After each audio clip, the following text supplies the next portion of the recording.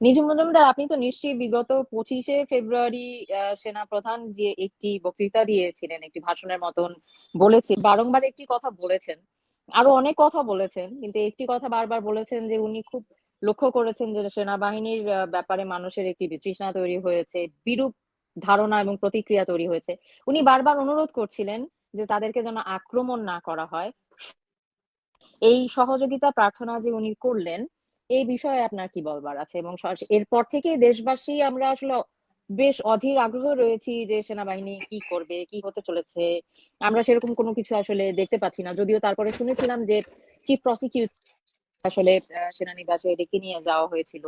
কেন ডেকে নিয়ে যাওয়া হয়েছিল সেই বিষয়ে আসলে আমরা কোনো কিছু জানি না। তো দেশবাসী এক ধরনের অধীর আগ্রহ রয়েছে যে সেনাবাহিনী কি করবে, কি অবস্থান তাদের এখন, সেই বিষয় নিয়ে। যেহেতু আমরা এই বিষয়ে কোনো তথ্য জানতে পারছি না, তাই আপনার কাছ থেকে জানতে চাইছি। প্রথমে আমি একটু চেক করে নেব যে আমার ভয়েস পরিষ্কারভাবে আসছে কিনা। আমি শুনতে পাচ্ছি। আমাকে কি? ওকে, পারফেক্ট। হ্যাঁ। প্রথমত, আহ, আমি একে যদিও সেনাপ্রধান বলি না, আমি বলি জঙ্গি বাহিনীর প্রধান। তারপরেও আমি যেহেতু 25 তারিখের বক্তব্যকে অ্যাপ্রিসিয়েট করি, 25 তারিখের স্ট্যান্ডকে আমি মনে করি যে এটা ঠিক ছিল, সেই জায়গাতে আমি আর কোনো ধরনের অ্যাটাকিং মোডে আমি থাকবো না। এটা হচ্ছে এখন পর্যন্ত আমার অবস্থা। নাম্বার ওয়ান, এটা বলে নেওয়া ভালো। আহ, এই পুরো বক্তব্যের মধ্যে আমি কয়েকটা ভাগে ভাগ করতে পারি। নাম্বার ওয়ান, বিডিআর বিডিআর বা বিডিআর জওয়ানদের মাধ্যমে সেনাবাহিনী অফিসারদেরকে হত্যা করা, দেশের আইন শৃঙ্খলা পরিস্থিতি, 3 নাম্বার হচ্ছে ইলেকশন।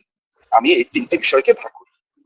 বাংলাদেশে 5ই আগস্টের যে জঙ্গি হামলা হয়েছে, টোকাইদের মাধ্যমে বা কিছু চোরদের মাধ্যমে যে হামলাগুলো আমরা দেখেছি, সেগুলোর মধ্যে বাংলাদেশে এক প্রবল অরাজকতা আমরা লক্ষ্য করেছি। সেনাবাহিনীর প্রধান তিনি বলেছিলেন যে তিনি মানুষের জানমাল নিরাপত্তা দেবেন, তিনি সার্বভৌমত্ব রক্ষা করবেন, তিনি দেশের মানুষকে নিরাপত্তা দেবেন, এই ধরনের কথা তিনি দিয়েছেন। একই সাথে তিনি যে অপরাধটা সংঘটিত করেছেন সেটা হচ্ছে একটি নিষিদ্ধ ঘোষিত একটি দল জামাতে ইসলামীকে তিনি রাজনৈতিক আলোচনাতে ডেকেছেন, যেটা অত্যন্ত গর্হিত অপরাধ এবং বাংলাদেশের আইনে তিনি রাষ্ট্রদ্রোহ অপরাধ করেছেন বলে আমি মনে করি। যাই হোক, সবকিছুর পরে যেটা হয়েছে সেটা হচ্ছে যে প্রথমত আসে আমি হচ্ছে বিডিআর জওয়ানদের বিচারের ক্ষেত্রে একটা দীর্ঘ সময় ধরে, অর্থাৎ গত 6 মাস ধরে আপনি টানা শুনে এসেছেন, একটা লম্বা সময় ধরে বাংলাদেশে একটা স্মিয়ার ক্যাম্পেইন চলেছে। স্মিয়ার ক্যাম্পেইনটা কি? সেটা হচ্ছে যে এই হত্যাকাণ্ড নাকি ভারত করেছে। বাংলাদেশে যা কিছু ঘটে এই অংশটা, অর্থাৎ যারা এগুলো ছড়ায়, ধরা যাক একটা পাখি উড়ে যাচ্ছে আপনার মাথার উপর দিয়ে, এই পাখির রং আপনার ভাল লাগলো না, এটা ভারত ছেড়ে দিয়েছে এই পাখি। বাংলাদেশে সাপ এসেছে, রাসেল ভাইপার, ওইটাও নাকি ভারত ছেড়ে দিয়েছে। বাংলাদেশে আপনার যা কিছু ভাল লাগবে না সব ভারত। এই যে একটা ছ্যাঁচড়ামি, এই যে একটা দেশকে নিয়ে ক্রমাগত নোংরামি, আবার রাতের আধারে সেই দলটার পা চেপে বসে থাকা, এটা না আমাকে এক ধরনের ট্রমা দেয়। এই যে আপনি আজকে ইউনুসকে, এই যে দখলদার বাহিনীর প্রধান, এই যে মলম বিক্রেতাটাকে আপনি আজকে দেখলেন বিবিসি কে উড়ে উড়ে, হ্যাঁ ভারতের খবর সঠিক, হ্যাঁ হ্যাঁ খুবই ভালো খুবই ভালো খুবই ভালো, এই যে একটা মলম বিক্রেতার মতো আজকে আচরণ দেখলেন না, এটা এমনি এমনি হয়নি। বলে না যে ওই যে খেলার নাম বাবাজি, ব্যাপারটা ওইরকম। আপনার যেখানে ভারতকে সারাদিন দোষারোপ করে, কয়দিন আগেও এই একই লোক কিন্তু বলেছে সেভেন সিস্টার্স এর সাথে সে ব্যবসা করবে, ভারতের সাথে করবে না, সেভেন সিস্টার্স এর সাথে করবে। কোন কি পরিমাণে বজ্জাত একটা 84 বছরের একটা বজ্জাতের কর্মকাণ্ড। ফলে এই যে সমস্ত সার্বিক কর্মকাণ্ড, এটা কিন্তু সেনাবাহিনীর উপরে একটা প্রেশার এসেছে। 2 নাম্বার হচ্ছে যে বিডিআর জওয়ানদের উপরে যেই আহ এই যে হত্যাকাণ্ডটা, সেটা ভারতের উপরে দায় চাপানো, আওয়ামী লীগের নেতাদের উপরে দায় চাপানো। সেই সময়টা কিন্তু একটা দায়িত্বরত ছিলেন এই ওয়াকার সাহেব, এই এই এই সময় তিনি দায়িত্বরত ছিলেন। নতুন ইনভেস্টিগেশন এই সমস্ত কিছু কিন্তু তার উপরেও এসে পড়বে, ফলে সেই জায়গাতেও তার একটা ভয় কাজ করে। 2 নাম্বার হচ্ছে যে এই মুহূর্তে ভারত এবং আমেরিকার যে অ্যালায়েন্সটা আমরা লক্ষ্য করেছি, সেটা খুবই প্রবল শক্তি। এটা নিশ্চয়ই আপনি যত যাই আপনি আলোচনা করেন না কেন, এটা উপেক্ষা আপনি করতে পারবেন না। ফলে উপমহাদেশের রাজনীতিটা আমেরিকা ভারতের চোখে যে দেখতে চাইবে, বাংলাদেশকে যে একটা ইন্ডিভিজুয়াল বিবেচনা করবে, এটা আমি মনে করি না। কারণ তার এখানে মানে পরম শক্তিধর আরেকটা রাষ্ট্র আছে, সেটা হচ্ছে চায়না। এই চায়নাকে ডিল করা, এটা পাকিস্তান দিয়ে হচ্ছে না, পাকিস্তানের জঙ্গিদেরকে দিয়ে হবে না। ফলে ভারত এই অঞ্চলে আমেরিকার সবচাইতে কঠিন এলাই হচ্ছে ভারত। সুতরাং ভারতের স্বার্থ কোনো জায়গাতে ক্ষুণ্ণ হয়, আমার মনে হয় না ট্রাম্প প্রশাসন সেটা করবে। হয়তো আপনি দেখবেন যে তাদের অনেক ইমিগ্রেন্টকে ধরে পাঠিয়ে দিয়েছে। তারপরে দেখবেন ছোটখাটো কয়েকটা পদক্ষেপ, যেটাতে আমাদের দেশের যারা অকলম অশিক্ষিত তারা বলছে এই তো ইমিগ্রেন্টদেরকে ধরে পাঠিয়ে দিয়েছে, তার মানে হচ্ছে যে ট্রাম্পের সাথে মনে হয় মোদির খুবই খারাপ সম্পর্ক হয়েছে। এগুলো যে আসলে দেশ কিভাবে চিন্তা করে জানেন তো, যে আমি যেভাবে ভাবি, মানে নিজে যেভাবে ভাবে অন্যকে সেভাবে ভাবায়। সেটারও একটা উদাহরণ আপনাকে দিয়ে দিই। যেমন ভারতের মিডিয়ার উপরে বাংলাদেশের মানুষের বা এই দখলদার বাহিনীর খুব রাগ। কেন? কারণ ধরেন নাগরিক টিভি, ধরেন ডিবিসি, এটিএন বাংলা বা বাংলাদেশের যতগুলো চ্যানেল একটা ধমক দিয়ে বলে দিল এই অমুক খবর প্রকাশ করতে হবে, দেখা যাবে যে সারাদিন বাতাবি লেবুর বাম্পার ফলন হচ্ছে। তো ওরা মনে করে যে ভারতের চ্যানেলগুলোও মনে ওইভাবে কাজ করে, অর্থাৎ নিজে যে নোংরা ওই নোংরাতে অন্যকে গোসল করাতে চায়। ফলে তারা মনে করে যে আমি যেইভাবে ভাবি যে ভারতের একজন ইমিগ্রেন্টকে আমেরিকা থেকে যদি ভারতের সাথে আসলে ব্যাপারটা একেবারেই তা না। ভারতে এখনো আমেরিকানদের আসতে হলে ভিসা ভিসা প্রসেস এগুলোর মধ্য দিয়ে আসতে হয়। তার মানে কি ভারতের সাথে আমেরিকার খারাপ সম্পর্ক হয়ে গেল? না, এগুলো আলাদা পলিসি। ফলে আমেরিকা এবং ভারতের ওই চাপটাও আছে। এবং আমি, এটা আমার ব্যক্তিগত মতামত, মাথায় রাখতে হবে যে আমার এখানকার কোনো মতামত অনেকেই মনে করে যে এটা মনে হয় আওয়ামী লীগেরই মতামত, একেবারেই তা না। আমি ব্যক্তিগতভাবে মনে করি যে এটা আমার একেবারে ব্যক্তিগত অবজারভেশন, সেটা হচ্ছে ওয়াকার আমেরিকার ফু ছাড়া ইমামতি করে না, মানে কোনো দোয়া দুরুদ পাঠ করে না বা দোয়া দুরুদ পাঠ করে না আমেরিকার কোনো নির্দেশ ছাড়া। সুতরাং আপনি যা কিছু দেখছেন এগুলো সব হচ্ছে, আমার কাছে মনে হয় এখানে আমেরিকান হাওয়া আছে আর ভারতের সতর্কতা আছে বলেই আমি ধারণা করি। কিন্তু আমি এর এর মাধ্যমে এটাও মনে করি যে সে যে বার্তা দিয়েছে সেটা আনপ্রেসিডেন্টেড। আমি কিন্তু বাংলাদেশের কোন সেনা প্রধানকে এত কঠিন বক্তব্য আমাদের সাম্প্রতিক সময় দিতে দেখিনি, যেটার বার্তা খুবই পরিষ্কার। আইদার তুমি ঠিক হয়ে যাও, otherwise ready for the deadline. আপনি কি বুঝতে পারছেন আমার কথা? ফলে আমার কাছে মনে হচ্ছে যে যেই জোর করে যেই দায়গুলো বিডিআর এর পুরো ঘটনার দায়টা সেনাবাহিনীর উপরে চাপানো হচ্ছে, এইটা ওয়াকারকে কনসার্ন করেছে, নাম্বার ওয়ান। নাম্বার টু হচ্ছে ইলেকশনের ব্যাপারে মাথায় রাখবেন, বলেছে কি ইনক্লুসিভ ইলেকশন। অর্থাৎ এইখানে যদি বাংলাদেশের সবচাইতে জনপ্রিয় এবং বৃহত্তম দল বাংলাদেশ আওয়ামী লীগকে বাদ দিয়ে কোনো ইলেকশনের ধান্দা করে, সেখানেও কিন্তু বিপদ আছে। কারণ আমেরিকানরা বারবার বলছে, ইন্ডিয়ান বলেন, রাশিয়ানরা বলেন, সবাই কিন্তু পরিষ্কার করে একটা ইনক্লুসিভ ইলেকশন বলছে। এটা একটা পাগলেও জানে যে বাংলাদেশ আওয়ামী লীগ যদি ইলেকশনে না থাকে সেটা কোনো ইলেকশন হবে না। ফলে সেনা প্রধানের এই বক্তব্যকে আমি স্বাগত জানাবো, যদিও তার অসংখ্য ভুল ভ্রান্তি আছে। তার কারণে 32 নাম্বারকে এই ধরনের পরিণতি বরণ করতে হয়েছে, অনেক নিরীহ মানুষকে প্রাণ দিতে হয়েছে, তাদের গাফিলতির কারণে পুলিশ সদস্যরা শিকার হয়েছে। তাদের দায়িত্ব কি? গত 54 বছরে কোনো যুদ্ধ করেছে? এই এত অস্ত্র শস্ত্র এত ট্রেনিং নিয়ে দেশকেই যদি বাঁচাতে না পারে, দেশের তাদের তো ম্যাজিস্ট্রেসি পাওয়ার আছে, তাহলে ম্যাজিস্ট্রেসি পাওয়ার দিয়ে তাদের লাভ হলো। সুতরাং ওয়াকারের এই বক্তব্যটা গুরুত্ব বহন করে আমার কাছে, বাট আমি এখনো পর্যন্ত তাকে ওয়াচে রাখছি। আমি মনে করি না তাকে বিশ্বাস করবার আমার পক্ষে অন্তত কোনো কারণ আছে, কিন্তু তার বক্তব্যকে আমি স্বাগত জানাই। ধন্যবাদ। ধন্যবাদ নিজু মজুমদার। জিজ্ঞাসা করতে চাইছি, আপনার বেশ কিছু ডিসক্লোজারে আমরা দেখেছি আপনি বারংবার বলেছেন মার্চের 23 তারিখের মধ্যে মাননীয় প্রধানমন্ত্রী শেখ হাসিনা বাংলাদেশে ফিরবেন। যেটা হয় আসলে, যদিও নিঝুম মজুমদার বললেন যে আমার কোনো কথাকে আপনারা আওয়ামী লীগের বক্তব্য মনে করবেন না, কিন্তু আপনাদের ইনফরমেশন থাকে, অনেক অনেক আভ্যন্তরীণ সংযোগ থাকে, আপনাদের কথার উপর আসলে মানুষ অনেক নির্ভর করে, আমি আশা কিন্তু এই করে। কথা বলিনি, এটা সেই জায়গা তরুণদা বলেছেন, তরুণদা নিশ্চয়ই ব্যাখ্যা করবেন। তরুণদা বলেছে, রাইট। তরুণদা, আপনি একাধিকবার বলেছেন যে মার্চ মাসের মধ্যে মাননীয় প্রধানমন্ত্রী শেখ হাসিনা বাংলাদেশে আসবেন এবং এরকম একটি গুঞ্জন বাংলাদেশে শুরু হয়েছে। তো আমাদের বাংলা কথার প্ল্যাটফর্মের মাধ্যম থেকে আমাদের কাছে আজকে প্রচুর দর্শক আমাদের কাছে বারংবার, এটাও একটি কারণ যে আমরা আজকের লাইভটি আসলে আয়োজন করেছি। আপনি এই বিষয়ে যদি একটু বলতেন যে এর ভিত্তি কি এবং এ কতখানি সত্য, এবং দেশের মানুষ কিছুটা যেন অনেকে অপেক্ষাই করতে শুরু করেছে, এ নিয়ে কি আপনি আমাদের কিছু বলবেন আমাদের দর্শকদের উদ্দেশ্যে? বেশ। আমি যে এই মার্চ মাসে ফেরার ব্যাপারটা, আমার কথা শোনা যাচ্ছে এবার?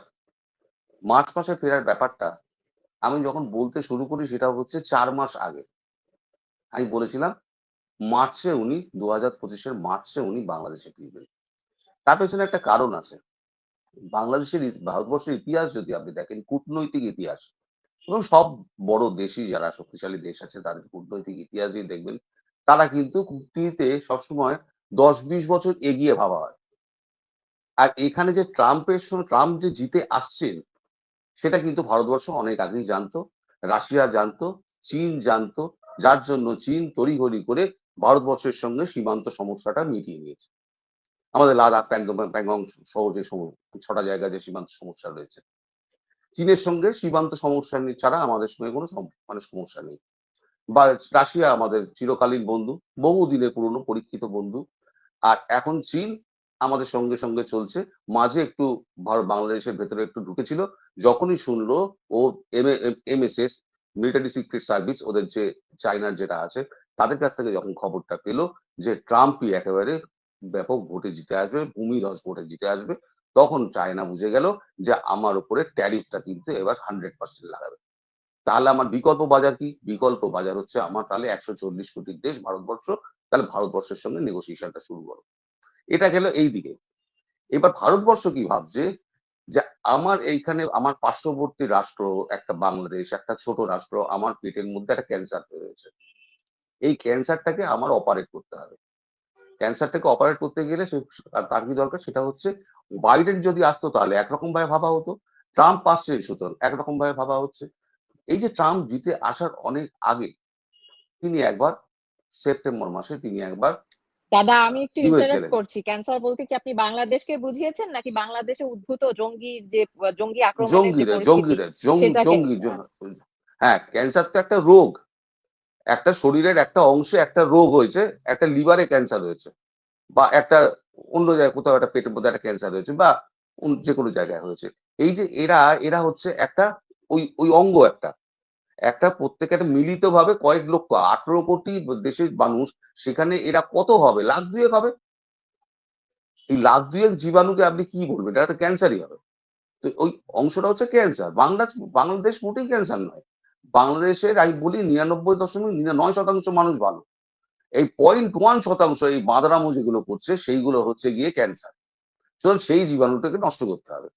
তো তখন থেকে ভাবা একটা ভারত কি করে, ভারত সবসময় একটা যে কোনো সমস্যাকে প্রজেক্ট হিসেবে নেয়, যে এই প্রজেক্টটা আমি 6 মাসে শেষ করব, এই প্রজেক্টটা আমি 1 বছরে শেষ করব, এটা 2 বছরে শেষ করব, এটা 5 বছরে শেষ করব। বাংলাদেশের সমস্যাটা ঘাড়ের ওপরে এসে পড়েছে, সুতরাং বাংলাদেশের সমস্যাটা আমরা ঠিক করব 6 মাসের মধ্যে। প্রজেক্টটা নেওয়া হয়েছিল এইটা। সেই প্রজেক্টের একটা ডেডলাইন ছিল, সেটা হচ্ছে মার্চ। এবার আমি বোঝাতে পারছি আমি কেন বলেছি মার্চ। এই প্রজেক্টটা যখন নেওয়া হয়, অজিত দোভাল নেন প্রজেক্টটা, এবং জয়শঙ্করজি, এই যে আমাদের 4টে মাথা রয়েছে না, অজিত দোভাল, জয়শঙ্কর, অমিত শাহ এবং প্রধানমন্ত্রী মোদী, এই 4টে যে পিলার রয়েছে না, এই 4টে পিলার অবশ্যই রাজনাথ সিং, অবশ্যই রাজনাথ সিং। তো এই 4টে পিলারই কিন্তু সমস্ত ভারতবর্ষের কূটনীতিটাকে ধরে রেখে দিয়েছে। তা যত দেরি হবে তত কিন্তু এই উচ্ছৃঙ্খলতা বাড়বে এবং আরো বেশি সমস্যা ভারতে তৈরি হবে। ভারত কি করলো, চুপি চুপি সমস্ত ওই যত বর্ডার এরিয়া গুলো ছিল, বর্ডার এরিয়া গুলো সমস্ত সিল করতে আরম্ভ করে দিল। আমাদের এখানে ওয়েস্ট বেঙ্গলে সব থেকে বড় সমস্যা ছিল, সেটা হচ্ছে জমি সমস্যা। কারণ আহ, তৃণমূল সরকারের একটা নীতি হচ্ছে কারো জমি আমরা জোর করে নেব না, এটা ছিল নীতি। তার থেকে ওই বেড়া দেওয়ার সমস্যা, 2000 কিলোমিটারের একটা বেড়া দেওয়ার একটা সমস্যা কিন্তু রয়ে গেছিল। যখন মোদিজি ডেকে যখন বললেন যে এটা ন্যাশনাল সিকিউরিটির ব্যাপার, এইখানে কিন্তু আপনি কিন্তু কোনো রকম বাধা দিতে পারবেন না, তখন মমতা ব্যানার্জি একটা কথাতেই মানে ওই স্বীকার করে নিয়েছিলেন, যেখানে ন্যাশনাল ইস্যু রয়েছে সেখানে আমি আপনার সঙ্গে। তারপর থেকে এই যে এত ধরপাকড় হচ্ছে ওয়েস্ট বেঙ্গলে, এই যে জমি ঘেরা হচ্ছে, এই যে গুলি চালানো হচ্ছে, সীমান্ত হত্যা হচ্ছে, এই সবকিছু নিয়ে মমতা ব্যানার্জি কিন্তু মুখ বুজে বসে আছেন, একটি রা করেনি। দিন শেষে আমাদের দেশের পলিটিশিয়ান হোক আর যেই সাধারণ নাগরিক হোক, আমরা কিন্তু দেশভক্ত।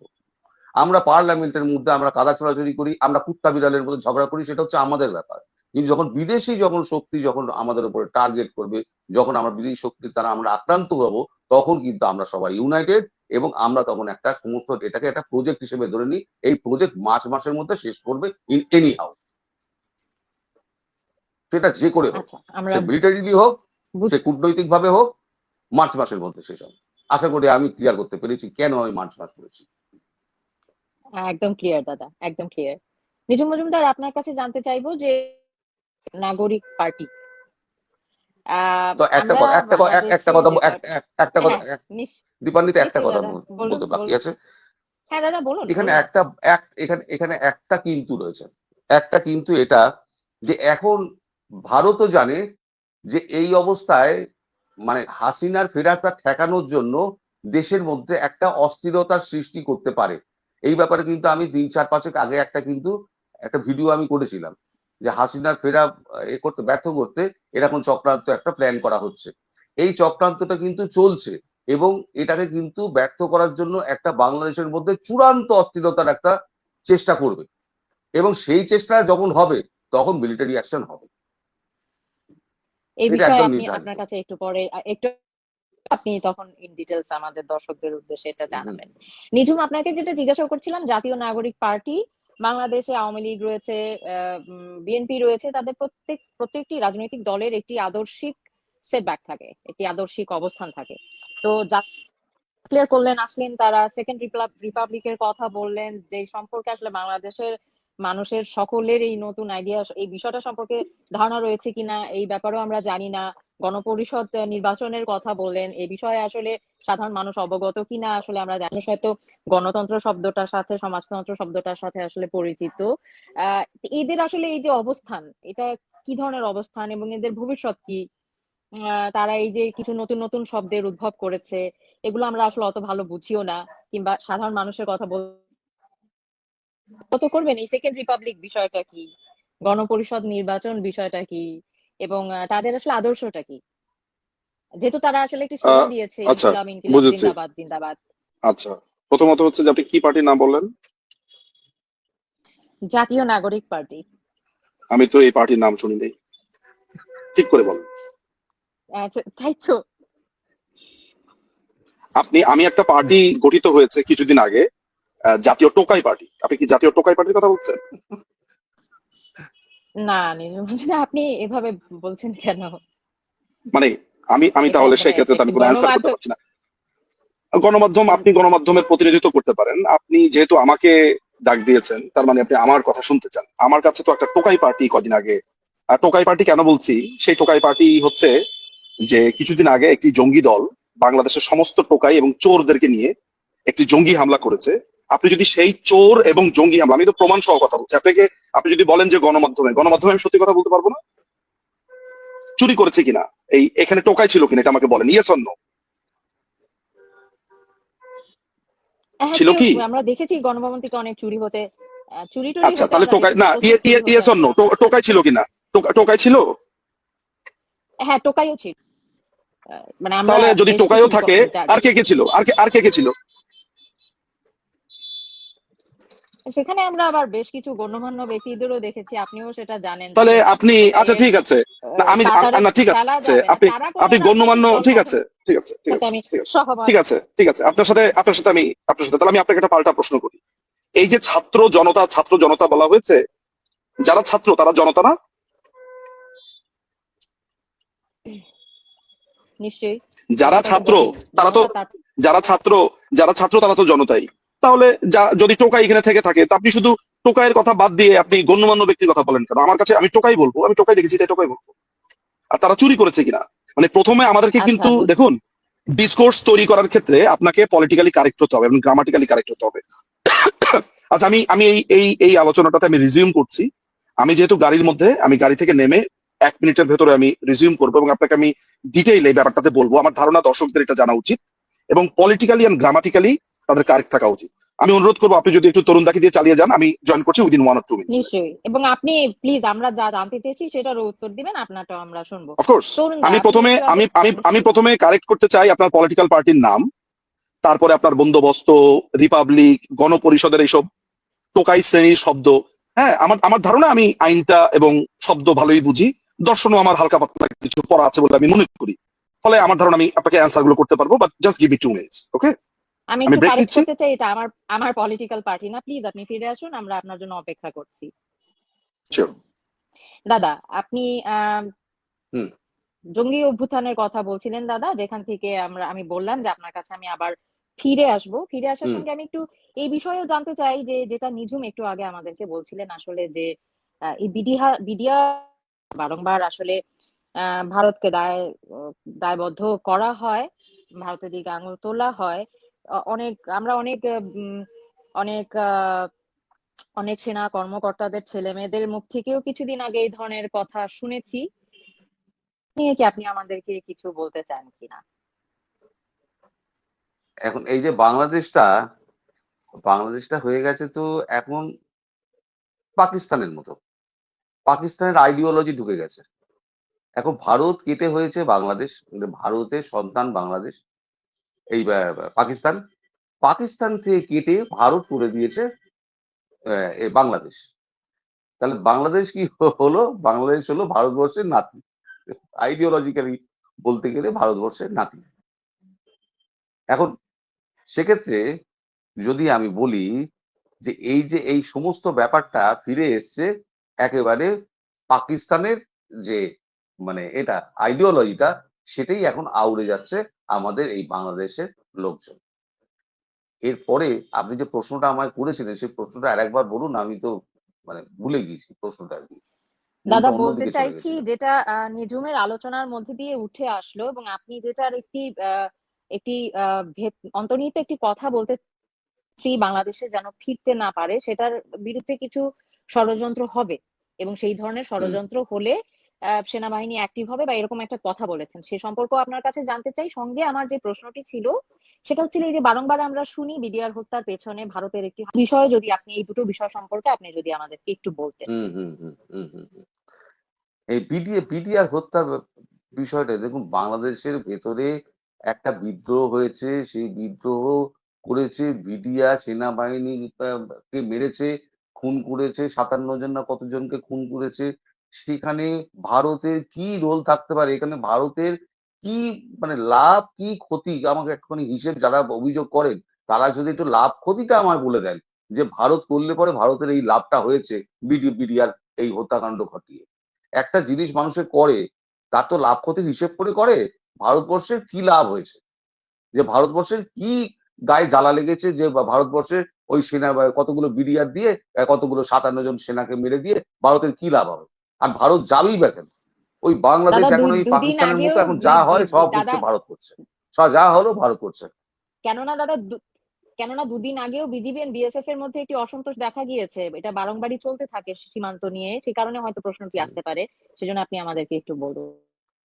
ভারতবর্ষের সীমান্তে শুধু বাংলাদেশি মারা যায় কেন, এই প্রশ্নটা আমার আছে। এই প্রশ্নের জবাব কিন্তু আমি এখনো পর্যন্ত পাইনি। একজন ভারতীয় কিন্তু মারা যায় না বাংলাদেশের সীমান্তে, মানে কাঁটাতারের এপারে ভারতীয় ভূমিতে তারা গুলি খেয়ে মরে কেন? কাঁটাতার টপকে আসছে, তাকে বারণ করা হচ্ছে। এখন তো শুট এট সাইট অর্ডার দেওয়া হয়ে গেছে, তো এখন তো মারা হবেই। তখন ছড়রা গুলি মারা হতো, তখন মারা কিন্তু এরকম কোনো রকম নির্দেশ ছিল না। কিন্তু দুই একটা ছোটখাটো সংঘর্ষ কিন্তু হতো। এবং যখন তারা কাটারি ফাটারি দিয়ে তারা করতে এসতো, একজন জওয়ানের হাত কেটে আলাদা করে দিয়েছে। এই রিসেন্ট ঘটনা, যেখানে একজন মারা গিয়েছে, এই 3-4 দিন আগের ঘটনা। হাত কেটে দিয়েছে, তার জীবনটা নষ্ট হয়ে গেছে জওয়ানের। তা সে গুলি চালাবে না? ভারতীয় ভূমিতে ঢুকে তুমি ভারতীয় সীমান্ত রক্ষীকে তুমি কুড়াল দিয়ে আঘাত করছো, তুমি চাপাতি দিয়ে আঘাত করো, তোমার এত বড় সাহস! এই ভারতবর্ষের বুকে যদি শত্রুর পা পড়ে, শত্রুকে ভারতবর্ষ মারবে। সে যে শত্রুই হোক, সে বাংলাদেশের যদি সন্ত্রাসবাদী হয় তাকেও মারবে, যদি পাকিস্তানের সন্ত্রাসবাদী হয় তাকেও মারবে। সন্ত্রাসবাদী সন্ত্রাসবাদী, তার কোনো ধর্ম হয় না। এবং এই প্রশ্নে আমি ভারত সরকারের পক্ষে সম্পূর্ণভাবে একমত। হ্যাঁ দাদা, আপনি যেটা বলছিলেন আর একটি বিষয় যে আহ যদি আসলে না ফেরার কে প্রতিহত করবার জন্য যদি কোনো ষড়যন্ত্র হয়। দাদা কি ডিসকানেক্টেড হয়ে গেলেন? না, আমি ব্যাক করেছি, আপনি আহ নিশ্চয়ই আমাকে দেখতে পাচ্ছেন। আচ্ছা, হ্যাঁ আমি আপনাকে দেখতে পাচ্ছি নিজুম দাদা। আবার সংযুক্ত হলে ওনার কাছে আমরা প্রশ্নটি নিয়ে ফিরে যাবো। আপনি যে বলেছিলাম, আপনি বলেছেন আমাদের করা প্রশ্নটির উত্তর দিবেন, এবং আপনি একটি ন্যারেটিভ চেঞ্জ করতে চান বা কিছু একটা বলছিলেন, বলুন। রাইট। আমি যেটা আপনাকে বলছিলাম সেটা হচ্ছে যে আপনি যেই নাগরিক পার্টি নামে একটি পার্টির কথা বলছিলেন, সেই পার্টিকে আমি চিনি না। এইটা আসলে একটা টোকাইদের পার্টি। এটাকে আমি টোকাই পার্টি বলি, বিকজ এই জঙ্গি হামলার সময় আমি অসংখ্য জঙ্গি এবং টোকাইকে দেখেছি, ফলে এটা টোকাই জঙ্গি পার্টি এই নামটাও হতে পারে। এবং এরা চুরি করেছে। এরা হাঁস, মুরগি, বদনা, কোমর, তারপরে টেবিল, ফ্যান। যেমন আব্দুল তুষার, সে আপনার চেয়ার চুরি করেছে। কায়সার হামিদ প্রিন্টার চুরি করেছে। হ্যাঁ। সো এই ধরনের অনেক পরিচিত মানুষদেরকে আপনি বিভিন্ন চৌর্য বৃত্তির সাথে দেখেছেন। ফলে আপনি যে গণ্যমান্য ব্যক্তিদের কথা বলছেন নিশ্চয়ই বুঝতে পারছেন যে কি অবস্থা। আচ্ছা, এটা একটা ব্যাপার। এখন সেকেন্ড ব্যাপার হচ্ছে সেকেন্ড রিপাবলিক। সেকেন্ড আসলে হয়েছে কি, আম, ব্যাপারটা এমন, এক বইয়ের পাঠক খুব ভয়ঙ্কর একটা ব্যাপার দীপান্বিতা। কেউ যদি একটা বই পড়ে, ধরা যাক কেউ ঠাকুরমার ঝুলি পড়ে এসেছে, কেমন, ঠাকুরমার ঝুলি পড়ে ধরা যাক আমাদের সাথে আজকে টক শোতে এসেছে। তরুণদা আর আমি গল্প করছি আন্তর্জাতিক রাজনীতি, বাংলাদেশ এইসব নিয়ে।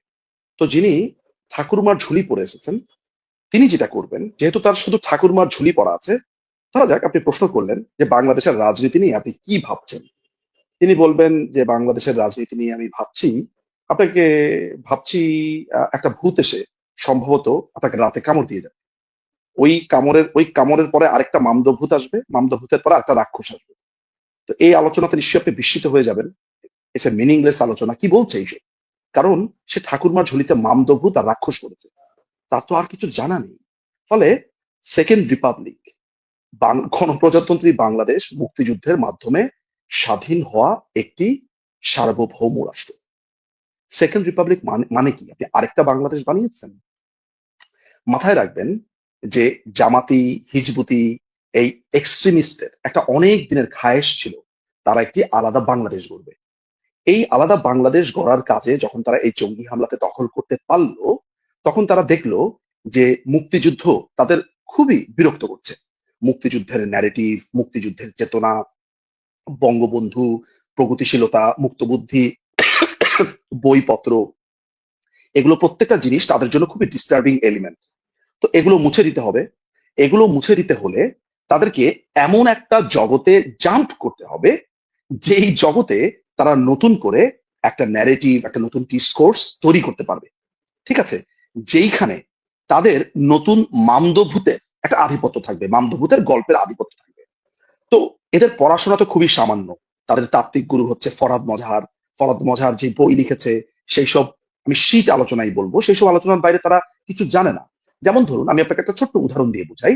সেটা হলো যে আমাদের মেট্রো রেল কার্ড যেটা আছে, মেট্রো কার্ড, আমরা যখন মেট্রো রেলে চড়ি, লক্ষ্য করে দেখবেন সেখানে স্মৃতিসৌধের ছবি ছিল, শহীদ মিনারের ছবি ছিল, কিংবা এমন ছবি ছিল যেটা দেখে আপনার মনে হতে পারে মুক্তিযুদ্ধ। মুক্তিযুদ্ধ শব্দটা যখন আপনার মাথাতে আসবে, তখন আপনাকে আওয়ামী লীগের কথা স্মরণ করতে হবে, আপনাকে স্মরণ করতে হবে বঙ্গবন্ধুর কথা। তারা করলো কি, রেল কার্ডের মধ্যে একটা রেলের ছবি দিয়ে দিল না, যাতে করে আপনি এই জাতীয় অর্জনগুলোর কথা স্মরণ না করতে পারেন।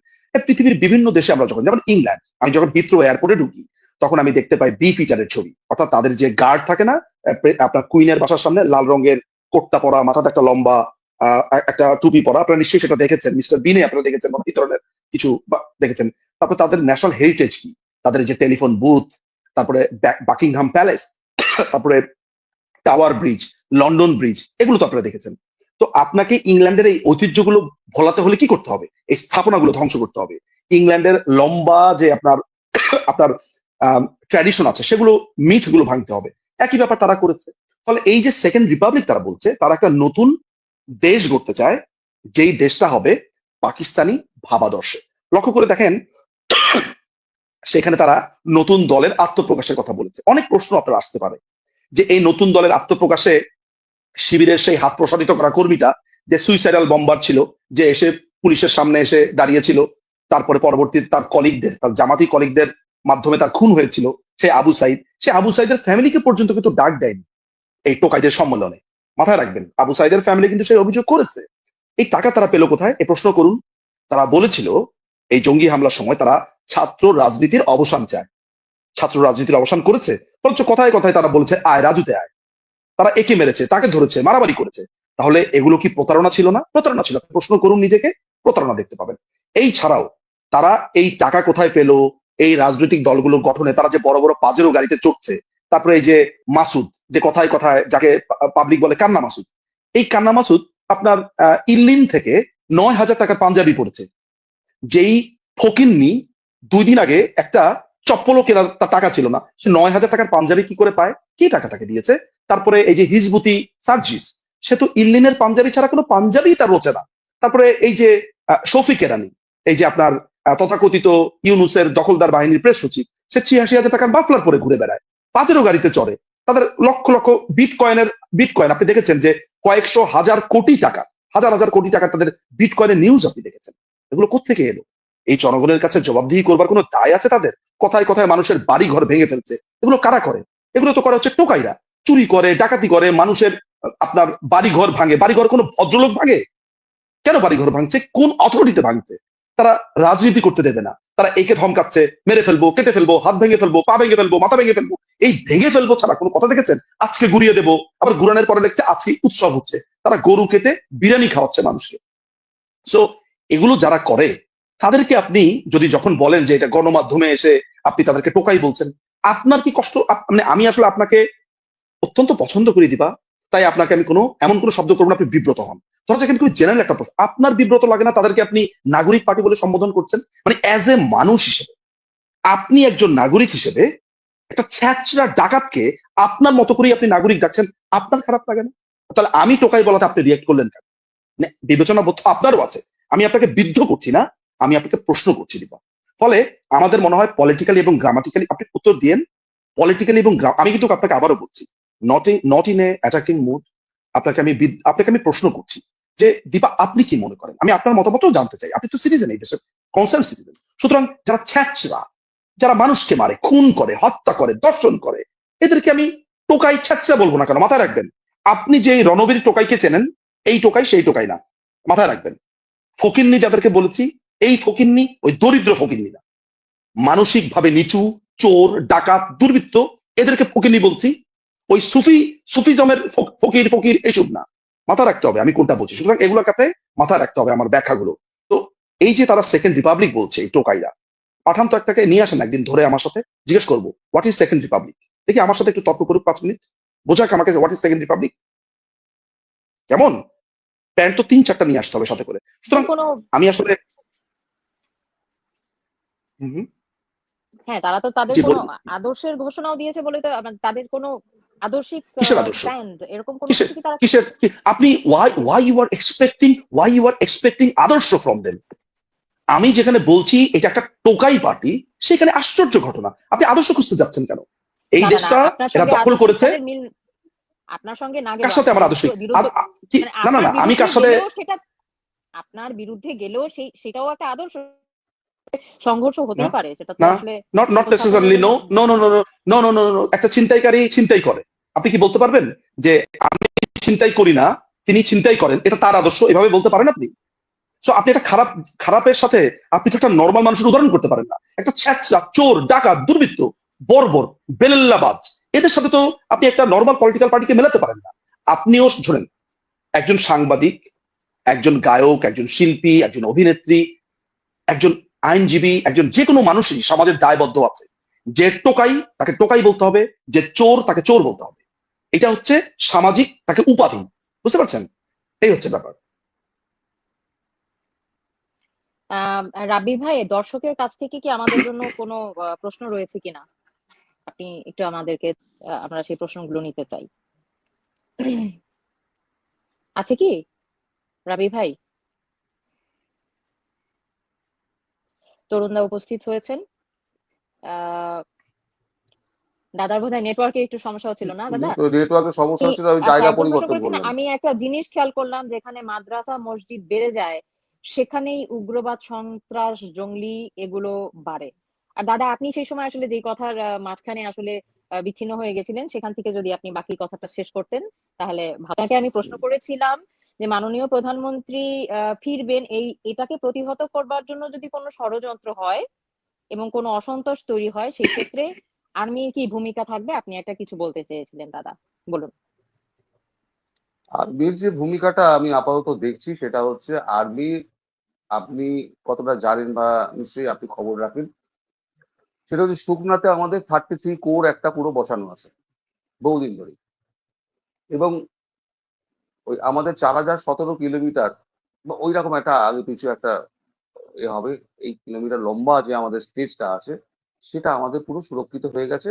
ওয়েস্ট বেঙ্গলের 270 কিলোমিটার এখনো বাকি আছে, যে অঞ্চলগুলো কিছুটা হচ্ছে সুন্দরবন আছে, কিছুটা নদী আছে, কিছুটা জলাজমি আছে, এই ধরনের জিনিস আছে, সেগুলোতে বিশেষ নেটওয়ার্ক বসানো হয়েছে যেখান থেকে যাতে কেউ না অনুপ্রবেশ করতে পারে।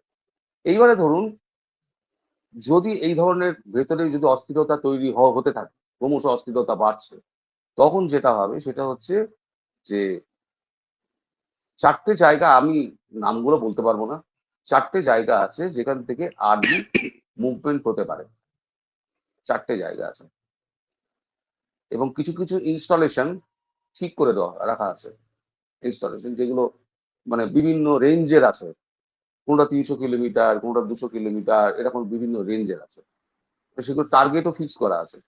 আর এখন কি, এখন শুধু সুইচ টেপার ব্যাপার। এখন ভারত কোনো মতেই চায় সে না ধরনের কোনো যে একটা ফুল ফ্লেজেড ওয়ারে যাক। একটু লাইটটা জ্বালিয়ে দাও না, এটা ফুল ফ্লেজেড ওয়ারে যাক। ভারত কোনো কখনোই চায় না। কারণ ফুল ফ্লেজেড ওয়ারে গেলে তার একটা বড় একটা মানে মানে ঝামেলা হচ্ছে যে প্রচুর প্রাণের ক্ষয়ক্ষতি হয়, সম্পত্তির ক্ষয়ক্ষতি হয়। সেইগুলো কিন্তু ভারত কিন্তু করতে চায় না। ভারত চায় কূটনৈতিক সমাধানের মাধ্যমে যাতে ব্যাপারটা ঠিক হয়ে যায়। কিন্তু এখন ব্যাপারটা যদি দেখা যায় যে একান্তই হচ্ছে না, ভারত তার একদম ফিক্স করা পিরিয়ডের মধ্যে ব্যাপারটা করবে, তাহলে পরে ওই লাস্ট অপশনটা ভারত নেবে। এখন সেটা ট্রাম্প আসার আগে নেবে না ট্রাম্প আসার পরে নেবে। আগে শুনেছিলাম ট্রাম্প আসতে পারেন এপ্রিলে, এখন শুনছি না ট্রাম্প আসবেন মার্চে। যদিও এখনো ওভাল অফিস থেকে কোনো ডেট ফিক্স করা হয়নি। সম্ভবত দুবাইতে যখন রাশিয়ার প্রেসিডেন্টের সঙ্গে যখন বৈঠকটা হবে ট্রাম্পের, সেই সময়তে যাওয়া আসার পথে হয়তো ভারতবর্ষে আসতে পারে। তখন একটা ঠিকঠাক হতে পারে যে কি করা যেতে পারে, মিলিটারি অ্যাকশনে যদি যেতে হয়। সেক্ষেত্রে আমেরিকার কিছুটা সাহায্য সেই ধরনের হয়তো সেই ভারত ধরনের পেতে পারে। দাদা, সেই ধরনের ষড়যন্ত্রের কোনো আভাস বা সেরকম কোনো লক্ষণ কি আপনি দেখতে পাচ্ছেন? হ্যাঁ হ্যাঁ হ্যাঁ আহ, হ্যাঁ হ্যাঁ, অবশ্যই অবশ্যই অবশ্যই বলুন। অবশ্যই। এই আমরা এই আমরা জানি। এই যে নিজুমদা যে টোকাই পার্টির কথা বললেন, এটা হচ্ছে জামাতের বি টিম। আমি যতটুকু আমার মনে হয়, মানে আহ, নিজুমদা ভালো বলতে পারবেন, এই জামাতের বি টিম, এদের এদের ষড়যন্ত্রটাই হচ্ছে গিয়ে ওই দুটো লোক আছে, আমি নাম নিই না, দু তিনটে লোক আছে যে একজন প্যারিসে বসে থাকে, দুজন আমেরিকায় বসে থাকে। তারা ওই ধানমন্ডির মতো, তারা একটা মানে ওই 10-15 জন 15 তারিখ একটা অ্যাকশন করতে হবে। তারা 2-4-3 দিন আগে থেকেই তারা নানান রকম তারা হেউত্তুল তারা এ দেখবেন এইটা হইব, দেখবেন ওইটা হইব, দেখছেন হইছে, দেখলেন হইছে, কইছিলাম না হইব, দেখেন হইছে। এই করতে করতে 15 তারিখে হয়তো অ্যাকশনটা করতে হবে। সে 14 তারিখে বললো আগামীকাল সবাই রাস্তায় নামুন। তাদের লক্ষ লক্ষ কোটি কোটি ফলোয়ার, লক্ষ লক্ষ ফলোয়ার তাদের, 2.5 মিলিয়ন 3 মিলিয়ন সমস্ত ফলোয়ার। ওই নামিয়ে দেবে রাস্তায়, রাস্তায় নামিয়ে দিয়ে তাদেরকে বলে চলো যাই সেনা দপ্তরে গিয়ে সেনা দপ্তর ভাঙাভাঙি করি। এটা ন্যারেটিভ কিন্তু অলরেডি খাড়া করা হচ্ছে। সেনা প্রধানের বিরুদ্ধে কিন্তু অলরেডি কিন্তু এরকম ন্যারেটিভ খাড়া করা হচ্ছে। দেখবেন ঠিক এইটাই, ঠিক মানে 12-15 তারিখের আগে ঠিক এই ঘটনাটা ওরা ঘটাবেই, এরা ঘটাবেই। আর মনে করছে এরা যে প্যারিসে বসে একজন আমি খুব সুরক্ষিত আছি, একজন আমেরিকায় বসে সুরক্ষিত আছি। কেউ সুরক্ষিত নয়। ভারতবর্ষের গায়ে হাত পড়লে পরে কেউ সুরক্ষিত নয়। পাকিস্তানের এখন সন্ত্রাসবাদীগুলো টপাটপ টপাটপ করে একেবারে ওই রসগোল্লার পড়ার মতো, পাতে পড়ার মতো কবরে ঢুকে যাচ্ছে একটা একটা করে। কবে যে এরা পৃথিবী থেকে এদের মানে জায়গা উঠে যাবে, এরা নিজেরা কল্পনা করতে পারছে না কোন জায়গায় হাত দিয়েছে। এই সিআইএ বলুন, র বলুন, মোসাদ বলুন, কেজিবি বলুন, এরা কোনোদিনও শত্রুকে ছাড়ে না, কোনোদিনও ছাড়ে না। আমি আমার একটা ভিডিওতে আমি রবীন্দ্রনের কথা বলেছিলাম যে ডাবল এজেন্ট হয়ে গেছিল। ইন্ডিয়ার এজেন্ট ছিল, আইএসআই এজেন্ট হয়ে গেছিল। তাকে কি করে মেরেছিল, সে বিদেশে পালিয়ে গেছিল, সে আইএসআই এর সাহায্যে। তাকে কি করে মেরেছিল, আমি পুরো গল্পটা বলেছিলাম সেই ভিডিওতে।